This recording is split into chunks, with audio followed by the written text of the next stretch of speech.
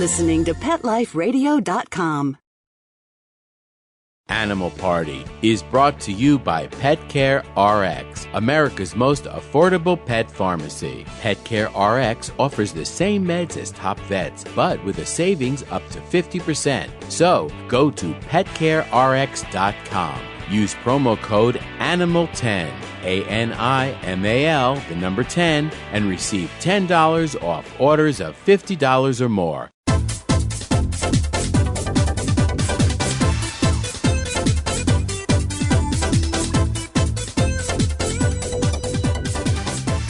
Hello, you're listening to Animal Party on Pet Life Radio. This is Deborah Wolf, your host, and we're going to be talking about something kind of funny, kind of fun today, about Jewish cats. My life as a Jewish cat. What is that all about? Well, we're going to be talking to the author of the book, Greta Beigel, when she comes on the show. And do Jewish cats play mahjong? Are they overly concerned with their finances? Are they overeducated? Do they worry too much? Are they anxious? I've got lots of questions to ask her. Do Jewish cats spend more time at the beauty parlor than non-Jewish cats? Do they see the doctor more? Oh yeah, I got questions for her.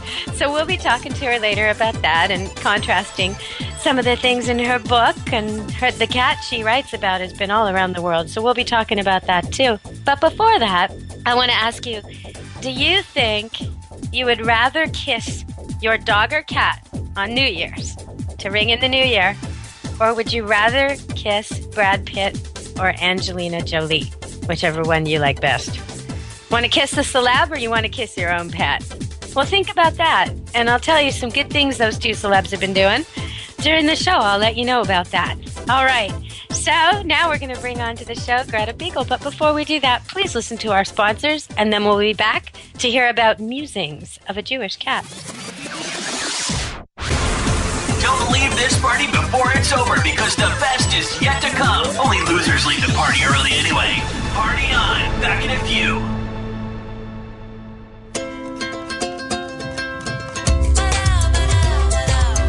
At Petco, we really love pets. There isn't anything we won't do to make sure they're getting the best products and the best care. So when you ask us a question like, so how do you feel about cat condos? We can say from experience, feels like home for her. Enter the code PARTY10, PARTY, the number 10, and get 10% off any order. No minimum at petco.com. Celebrate your special occasion and give her this classic semi-eternity band created with 1-carat brilliant diamonds, channel set in 14-carat white gold. Exclusively yours from ice.com. Free shipping over $150, free returns, and 30-day money-back guarantee. Go to ice.com and use promo code ACTFP and get 20% off your purchase. Or use promo code ADTFP and get 20% off at diamond.com. Ice.com or diamond.com. Get 20% off from Pet Life Radio. How would you like your business to reach out and invite in our audience? We have a brand new trademark concept called InfoSeeds. InfoSeeds are short 20-second seeds of information about your place of business, practice, or service. Is the best, most cost-effective way to invite us in. We only have a limited number of slots left. For more information, visit the website PetLifeRadio.com. Click on sponsorship information. There you can listen to a sample of InfoSeed. Remember, only a limited number of opportunities are available. This year, Americans are expected to spend a jaw-dropping $36 billion on their pets. From lighted leashes to high-end spa products, the discriminating pet owner can find just about anything to pamper his or her pet. Hi, this is Michelle Fern. Join me every week for Best Bets for Pets, where we'll talk about the latest pet products and talk to the companies that make them. Best Bets for Pets, every week, only on PetLifeRadio.com.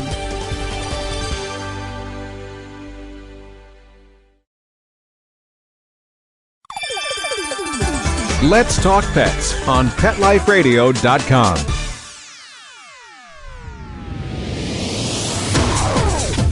You're inside the VIP room. With the hottest party in town. Back to the party. Let's go! Hello! Welcome back to Animal Party, Pet Life Radio. And we're here with the author of the book, Mewsings, My Life as a Jewish Cat.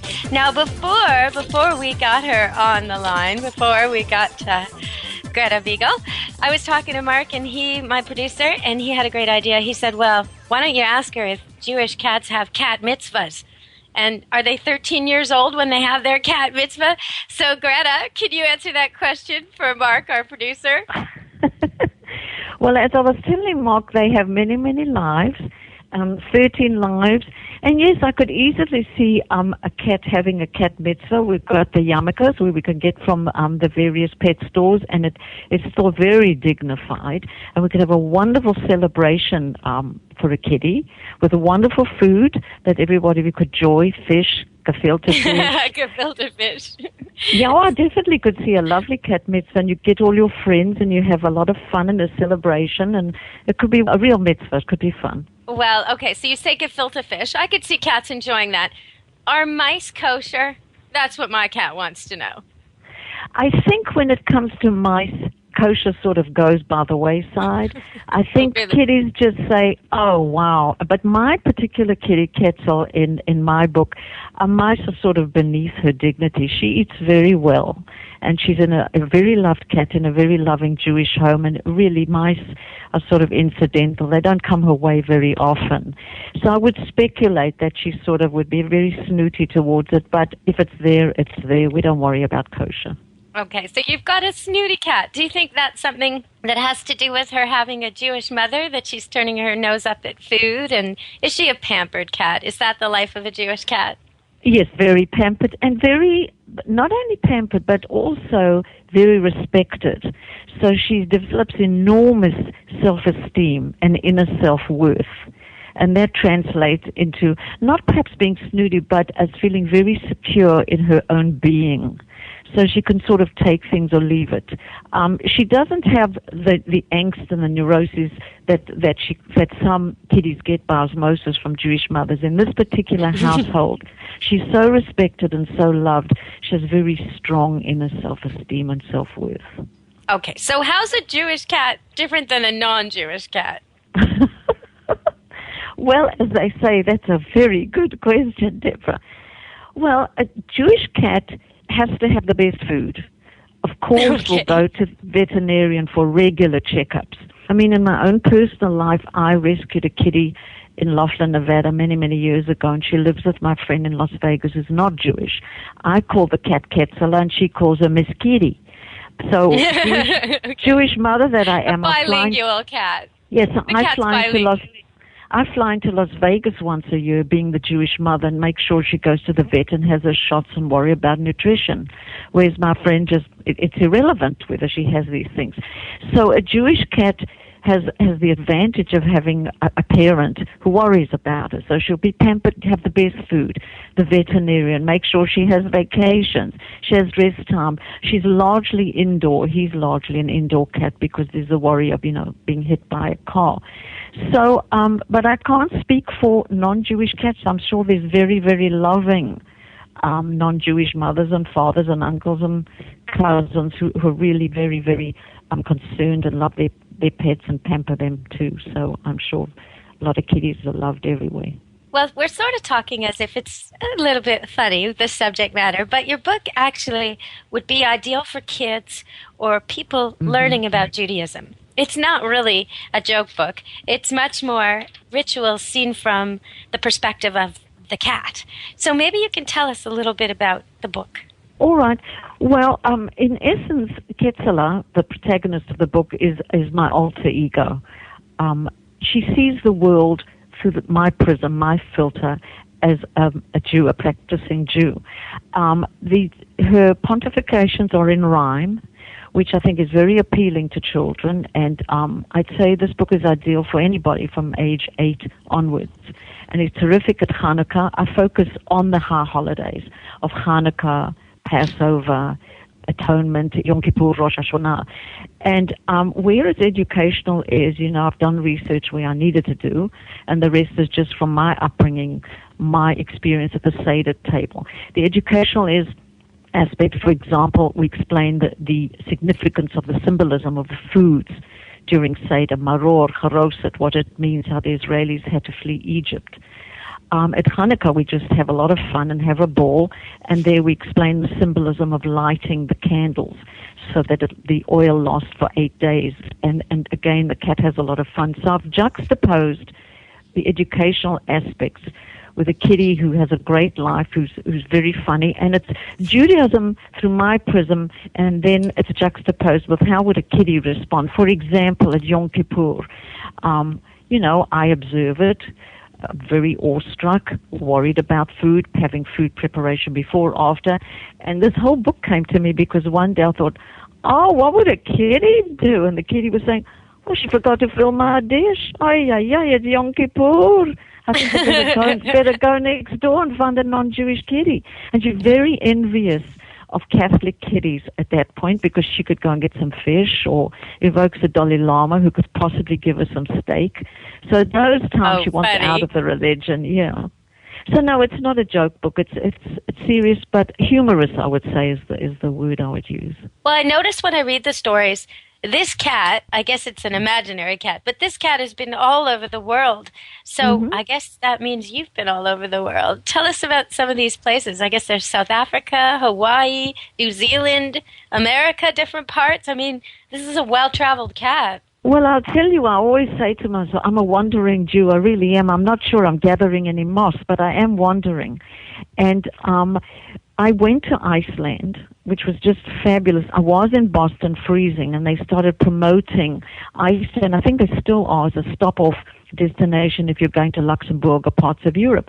And I went there, and I was late at night going with a piano friend in a car, and I said, so how many Jews are there here? Because I'd love to go to shul on Saturday. And the woman laughed. She thought I was, crazy, because she said there was literally not one Jew in Iceland. Yeah, that's like me out here when I first moved here. How many Jews are there?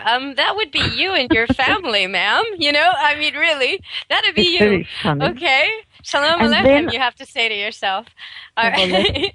Yeah, and then I did spend some time in New Zealand, and there's a lot of arguing and fighting in this beautiful town, Christchurch, which is very British.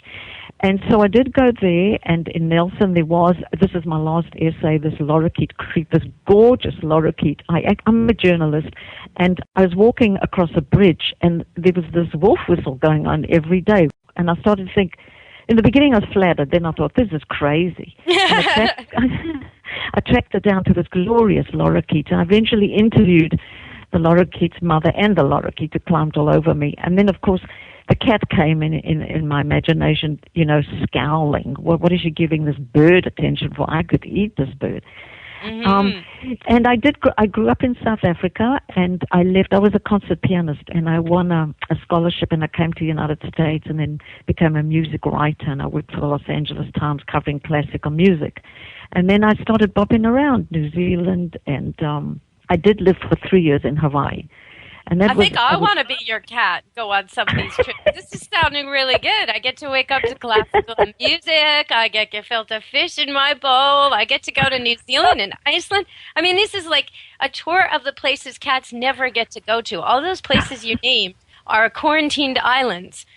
This is truly a cat's fantasy. They don't get to go to any of these places without 6 months in a cage. This is great. So Cat Select I'll tell you, if I may interject about Hawaii, I actually interviewed Governor Linda Lingle, she was the first Jewish governor of Hawaii, and I went to interview at the state capitol because she's got 2 kitty cats. So I interviewed her about her cats, and it ran in Cat Fancy magazine. And she did a lot of good for animal rights policies, and they've done away with the 6-month quarantine. What you basically have to do is do all the work before you leave, get certificates, shots, right, and then you arrive, and then you're okay, which I think is much more humane. Well, and Australia's shortened theirs as well. But again, like you're saying, if you don't do that, and it's legwork, sometimes you need to start the paperwork a year before, 6 months before, and be going to the vet regularly. So you got to find out before you decide to take the trip. And a lot of times, if your animal's really, really young, it's probably better to find a new home for it amongst your friends and family rather than make a puppy or kitten into your long travel and quarantine. If your animal's not really young and you're sure you're going to stay there, then by all means, take it with you. But prepare so you don't have these horrible situations where, I mean, I've met puppies where they spent most of their puppy time, their growing up time, alone in a kennel in a quarantine. And that's not good for anybody. It's just not terrible. good. And those people, it turns out the job they moved for in Australia, it ended up falling through. So the puppy had to come back with them. And so the whole thing was for nothing. It could have stayed here. And so I think you got to really, really look into it. Is it really in the best interest of your pet to make this journey with you?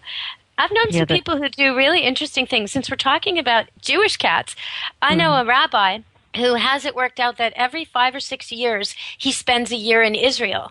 But he didn't want to deny his family pets all these years. So they've always had a family dog and they've always had a family cat. And they have an arrangement with another family, so within the congregation. So when they go away for that year, somebody gets their pets for a year. Okay, it's a little unusual. It's a little strange. But they make sure that animals know these people really well, and there's lots of visits back and forth. And you know what? It's good for everybody. It really, really is. Yeah, that's a very good solution because it's loving and safe. Yeah, no, that's wonderful. Wow.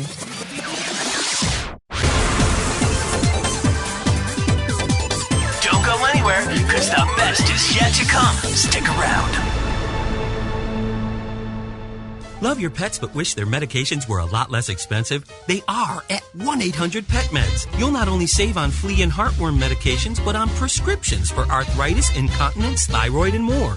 And you get fast service, free shipping, and a 100% satisfaction guarantee. Plus, our licensed pharmacists ensure accuracy, monitor drug interaction, and more. See why over 5 million people have trusted their pet's health to 1-800-PET-MEDS, America's largest pet pharmacy. Call now or order online. Go to petmeds.com/party, PARTY, to get 10% off any order and free shipping on orders of $39 or more.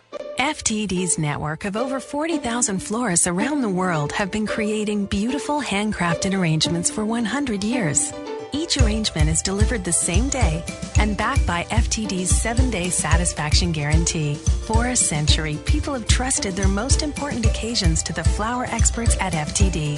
Since Pet Life Radio is all about puppy dogs and flowers, our listeners, that's you, can get a 20% discount on your order. Just go to fluorop.com and use the code LUCKIES20 at checkout. FLEUROP.com. Code word LUCKYS and the number 20. There's a movement afoot. ShoeBuy.com. Join the millions of people who shop ShoeBuy.com's over 400 brands and 500,000 products. Order now and get free shipping and free return shipping. ShoeBuy.com, the world's greatest shoe store. Walk your dog in style and comfort. Enter the code ANIMAL, ANIMAL, at checkout and get a 10% discount plus free shipping at ShoeBuy.com.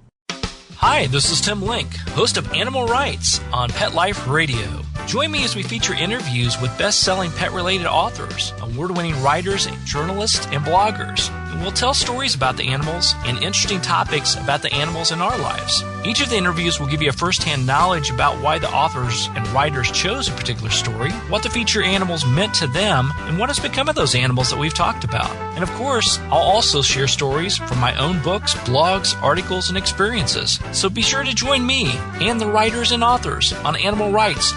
Every week on demand, only on PetLifeRadio.com. Let's talk pets. Let's talk pets On Pet Life Radio. Pet Life Radio. PetLifeRadio.com.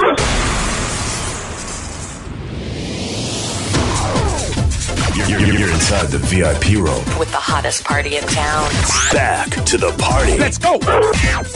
So would you pick something and read for me from the book? Because we told them that it rhymes, but you don't really get the feel of how cute it is to read. If you're sitting in front of a bunch of kids who want to know about a Jewish holiday, and instead of reading them the same old book they've read every year, this is a totally new take. You could pull this out if the kids love cats. they're going to listen. So would you mind reading us a little bit? Sure. Should I read a little bit from Hanukkah Night's Lights? Because everybody relates to Hanukkah. I'll go right into the opening and then I'll jump somewhere else. Hanukkah, Hanukkah, Festival of Lights. Each December we honor you over 8 fun-filled nights. 'Twas not always so thousands of years ago.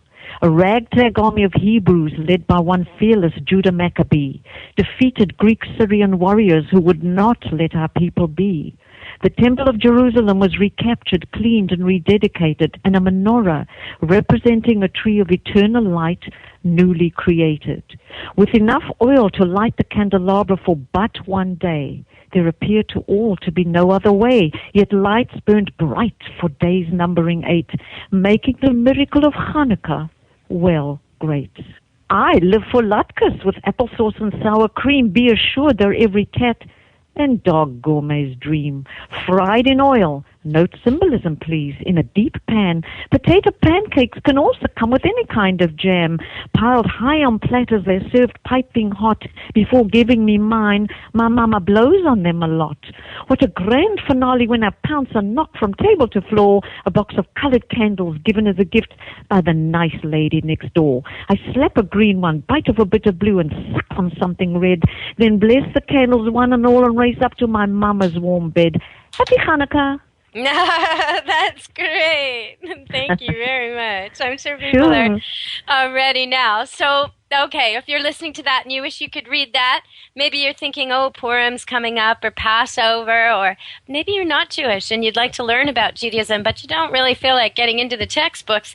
This is an easy, light way to do it. If you've got church library and there's books on other cultures there for kids to pick up, this might be one you'd want to put on the shelf. So how do they get it? Well, the book, first of all, is an e-book. It's available at Amazon on a Kindle edition, Barnes & Noble.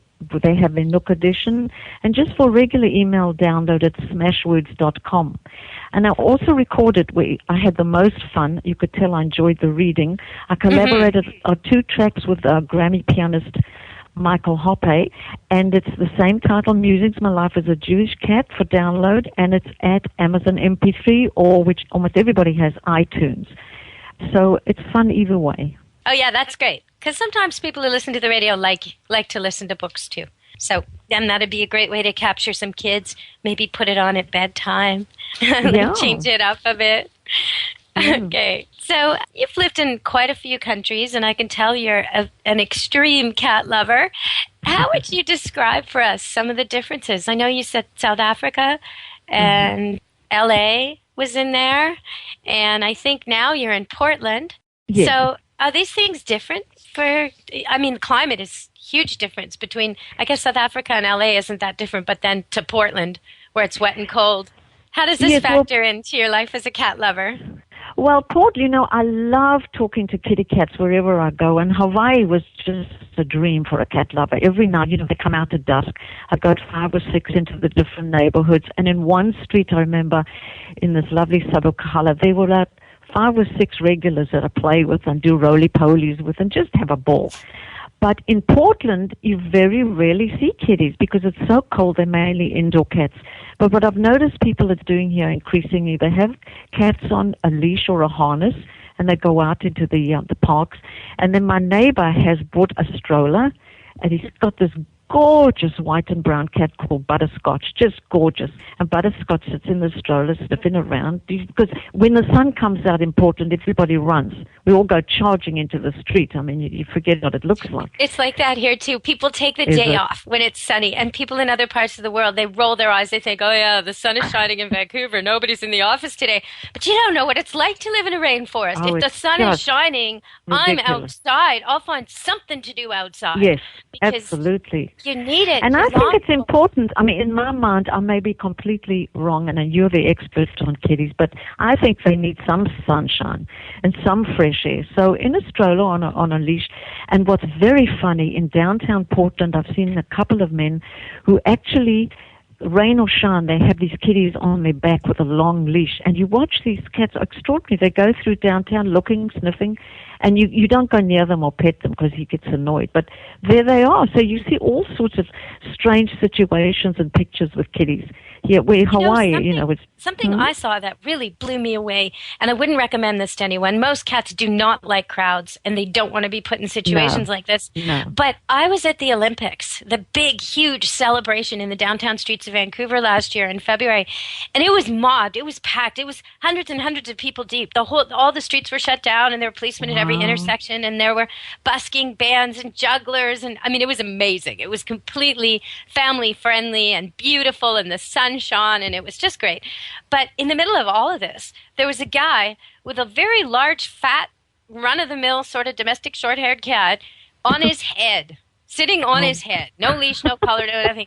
And it was purring, and if you asked, he'd let you pet it. And I mean, I right away went up and interviewed the guy, and he didn't have a lot to say, and it was kind of difficult doing the interview. I kind of sensed that the man was a little unusual, and the cat was probably more his caregiver than anything else. But it was extraordinary to see this cat work the crowd and liking being there. Not many cats would like that, though. Most cats, I think what you're finding with Portland isn't so much the climate, because if people are taking them out on leashes and in strollers, they are getting them out, and the cats do want to go out. But there is a very big predator problem out here, and Portland is definitely on the coyote menu. So they'd have a real problem. If cats were just allowed to come and go, they'd go missing. And I really think that's going to be a huge part of the reason why they're not allowed that in traffic. But I'm surprised that things like that, wild dogs perhaps, isn't more of an issue in Hawaii. Is there not predators there, like roaming? There might be, but no. Okay, so they've handled anything. I never heard, I never read about it, I never heard anything about it, because the cats are outside day and night. I mean, they're all outside. So you're making me want to go to Hawaii even more. As I sit here looking out at the snow, how could you possibly make me want to go there more? You just did it. Well, I'm actually going in 2 weeks, thank goodness. I've got a friend, and I go there once a year. And I'm going to be house-sitting her little kitty Lucy while they go away for their anniversary. So, the Jewish mother Greta's going to come and look after little Lucy. Lucy's just adorable. While she talks, while you're sitting having breakfast or walk, she walks by and goes, biddy, biddy, biddy, biddy. And she also enjoys, my friend's a piano teacher, and she's a pianist, and Lucy enjoys sitting on the bench watching her. And she also had another cat previously named Gabby, and Gabby would really sit on the piano bench and was very discerning about the quality of the music. I mean, it was adorable. They're very Jewish mothers and fathers with their kitty. Oh, my goodness, they're amazing. One of my cats actually likes to push the keys to make sound. And he looks at them and he listens, and then he pushes them more, and he especially likes it when he pushes 2 or 3 at once, and it kind of makes a chord, really. Not a very nice chord, but a chord. And he's really interested in it. When the kids are trying to play, I have to make him leave the room or he's interfering. He's a funny cat. Fun. What's his name? His name's Lion. He's my most playful cat. I keep promising to take pictures of him for Pet Life Radio listeners, because I recently figured out on air I'd been suffering from a really sore neck for a while. See, this is how you know I'm a Jewish mother. I was suffering from this sore neck, and I kept going to the doctor and the chiropractor and the physiotherapist and all this. And finally, my husband's looking at me one day as I'm standing in the kitchen, and I've got this cat draped over my neck like a stole, because that's where he likes to be. And he says, Lion's not a kid anymore. He's kind of heavy now, isn't he? And I said, oh, yeah, he's really heavy. He's put on weight. He's going to be a big cat, I say, of this 2-year-old cat. And my husband said, do you think maybe that's why your neck's always sore? And I was like, bingo, that's exactly why my neck's sore. I've been carrying this 15-pound cat around my neck for so long, and he jumps from the ground, from furniture, lands on my neck. He does it without scratching me. Oh, yeah, he's just lovely. I wouldn't want to discourage it. I put up with a sore neck, like that joke. And how many people does it take to change a Jewish mother's light bulb? Oh, it's okay. I'll sit in the dark, Oh, my neck hurts. It's okay. I love my cat. Can't help it. He's got me under his thumb, this cat. How many cats do you have? I have too many cats. Oh, I have some that I actually wanted, and then the SPCA came here once and dropped one off, and I seem to be you're a cat lady when the official rescue people actually come to your house with pets, and leave them, But I have 7 altogether indoor cats who have 3 of them have sweet-talked the dogs to such a degree that they can now come and go via the doggy doors, which I did not plan, but so they're indoor, outdoor. The rest are indoor. And then there's 2 cats who just showed up here who live outside. We call them Sun and Rain because one's red, one's gray. Don't know who they are, where they're from. No doubt they'll be moving in soon, But and it's Camp Good Dog. This place is so dog-friendly. You would think it would be the last place cats would want to be, but the dogs have an advantage. They keep things like coyotes, wolves, birds of prey, all of that away. So actually, this is probably the safest place in the world, And so it's interesting. I also find that robins will build their nests at exactly eye level. And that always surprised me because the bird books say they build nests higher and, why would they do that? They've got these 100-foot tall trees here, taller even. Why would they build them at eye level? And then I realized it's because they're making use of the dogs. No bird of prey or fox or squirrel or anything is going to come down where the dogs are, where the dogs can reach. It's just within dog reach, just sort of out of the dog's direct reach and path where they wouldn't even notice the nest, but it's close enough that it's in their domain.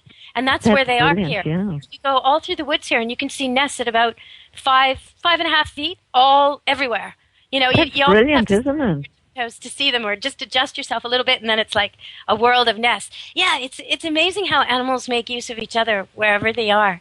But next to my building we've got called the South Park blocks, and people walk their dogs, and it's the funniest thing to see these big dogs on a leash transfixed looking up at the tree because there's squirrels and they taunt the dogs.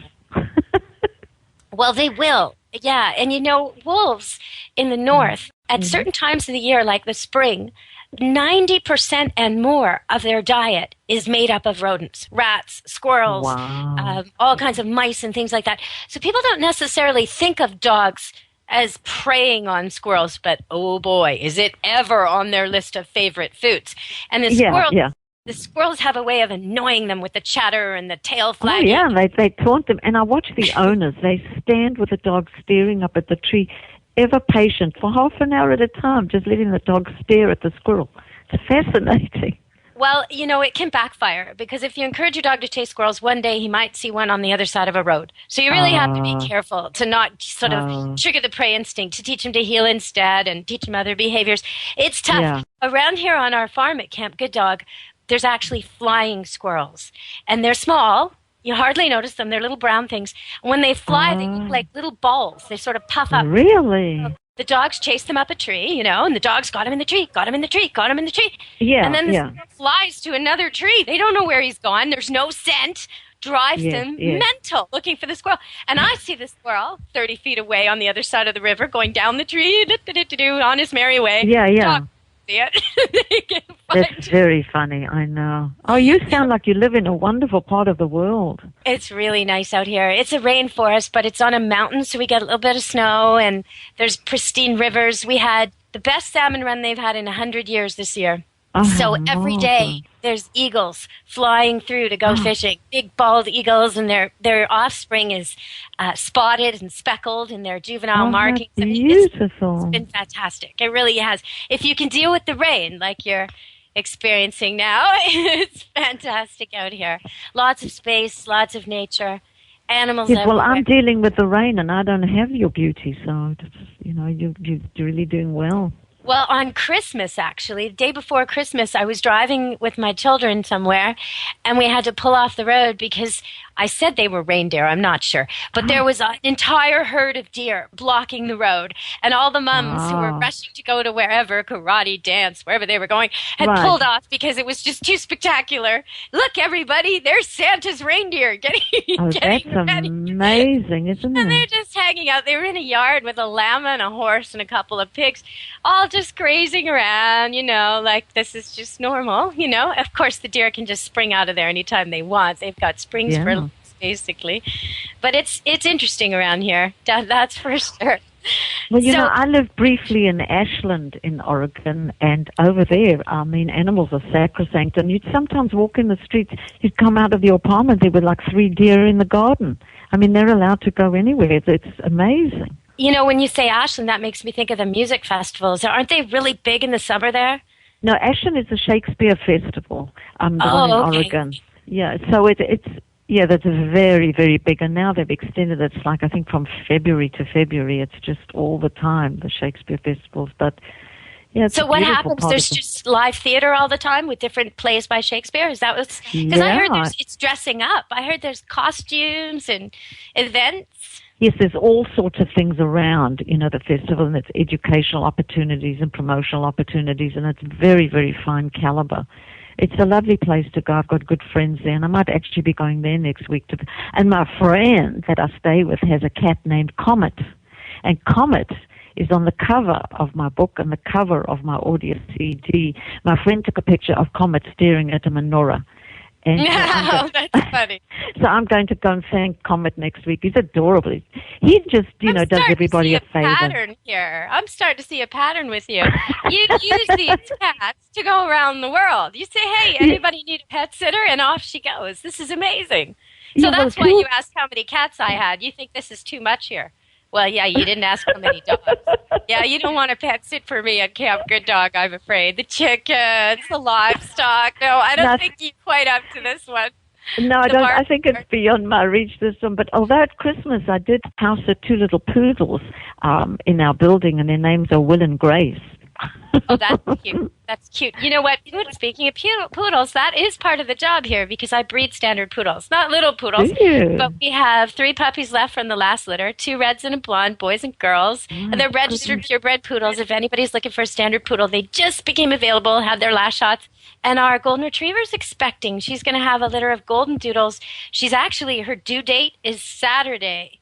But today she's digging little holes in the snow. So I think maybe we're going to have an argument when I try and persuade her to have her litter inside and she tries to persuade me to have it outside. Her preferred places for litters are, she's never done it because I never let her, but she would like to dig a hole under a stump.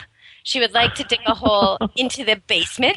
She would like to be under the foundation of the house. These are her choices. Now, I have other choices for her, like indoor heated area with me, all clean. That's one choice. She never picks that. There's the heated barn. That's her default. She'll go there if I won't let her dig a disgusting, dirty trench under some place that's impossible to clean. You know what? You sound like a Jewish mother. Yes. Well, my golden retriever, she's like a hippie mom with her puppies. She's just so easygoing. Anything goes. And my standard poodle mom, little Miss Curly Hair there, she's more like Jewish Bob. She's very, very strict. Very strict, huh? Very particular. It's interesting. So let's tell them one more time where they can get your book. It's Musings, My Life as a Jewish Cat. You'll find out about Passover, Hanukkah, Hawaii, New Zealand. You get extras added in there as you learn about the Jewish holidays from a cat's point of view. So where can they get it again? Okay, Mewsings is spelled Mewsings. My Life as a Jewish Cat is at Amazon on the Kindle edition, Barnes & Noble on the Nook edition, and then I've just signed with Smashwords, SMASHwords.com, and that you could just download for any ebook. And then I recorded a fun audio CD, some tracks with pianist Michael Hoppe, and that's available on iTunes for download, Amazon MP3, and cdbaby.com. Well, since we're kind of on the topic of we're on the Jewish cats, I guess it's not too far a reach to move it a little bit to Jewish dogs and just say that there's a lady that's very famous in the Jewish community, and she was my teacher when I was a kid, and then again when I was a young adult, music teacher, and she taught me when I was a song leader. And yesterday while I was on the air, I didn't realize, but Debbie Friedman's funeral began yesterday. Yes. And she's a lady who had 2 little dogs she loved and adored. But more than that, she loved and adored teaching Judaism and using music as a vehicle to do that. She was inclusive and loving and beautiful.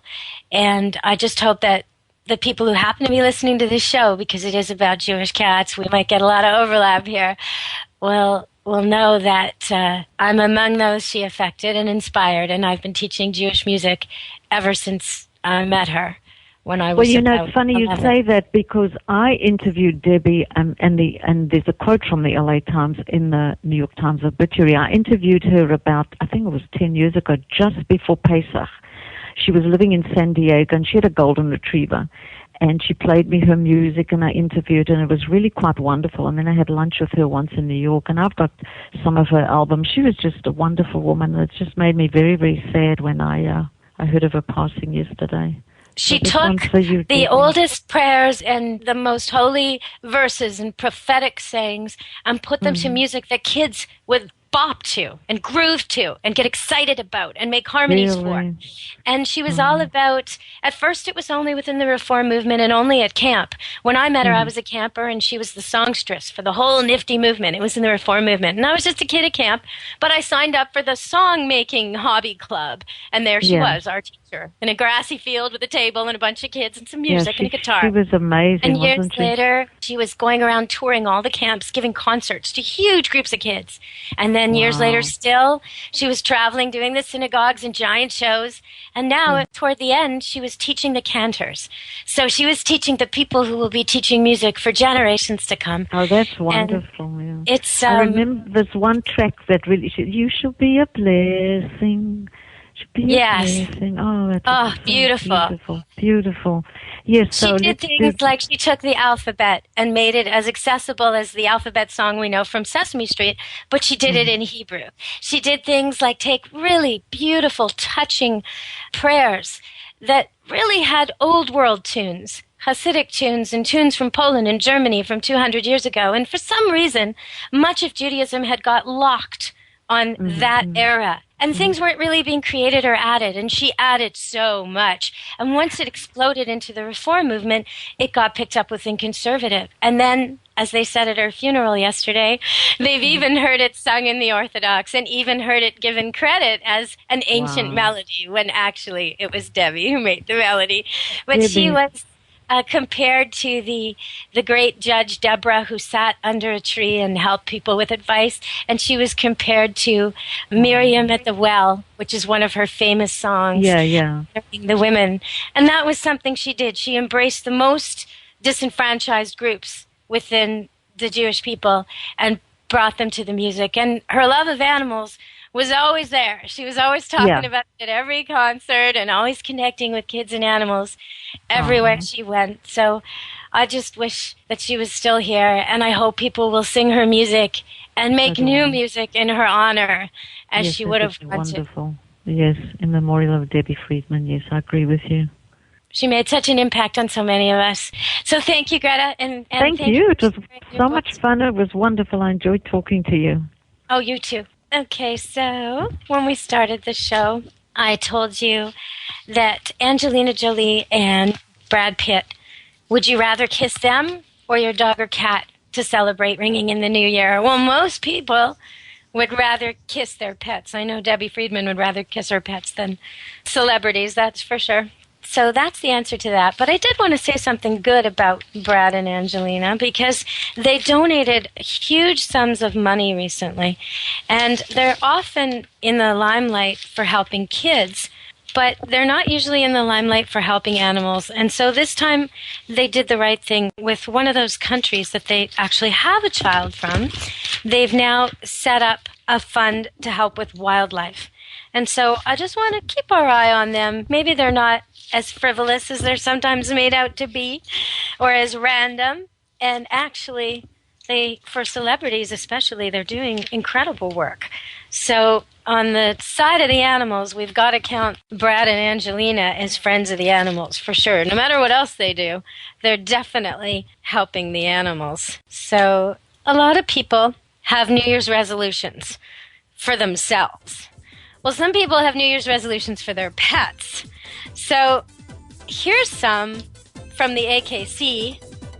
These are your pets, your dog's top 10 New Year's resolutions for 2011. Number 10, wag more, bark less. Number 9, hide the toenail clippers so mom can't find them. Number 8, try not to squeeze on the glass. Number 7, stop snoring. Number 6, more cuddling. Number 5, do more volunteer work. Number 4, be more even lovable than the year before. Number 3, figure out how to open the treat cabinet. Number 2, stop jumping on the dining room table. Number 1, be nice to the cat. So that's Fido's top 10. I'd like to see Kitty's. Kitty probably doesn't bother with this stuff. Kitty thinks it's just fine the way it is, especially if it's a Jewish cat. Then it thinks it's perfect. It's the best cat in the world. It's God's gift to catdom. Okay, well, that's how my dog thought about herself. She thought she was queen of dogdom, because that's how I felt about her, my blue heeler. So that's been a great show today, and I do want to honor Debbie Friedman, and I also wanted to mention my dog Thump. I'll talk about him again next time I'm on the air, because more to come about Thump, everybody. Until next time, this has been the Animal Party, and I hope you enjoyed the show. It's been Musings from a Jewish cat. Maybe someday we'll have Greta Beigel back to talk about musings from a Jewish dog. Yeah, maybe. Her name is Beigel, after all. All right, everybody, be good to your animals, and I'll talk to you next week at Animal Party. Let's Talk Pets, every week on demand, only on PetLifeRadio.com.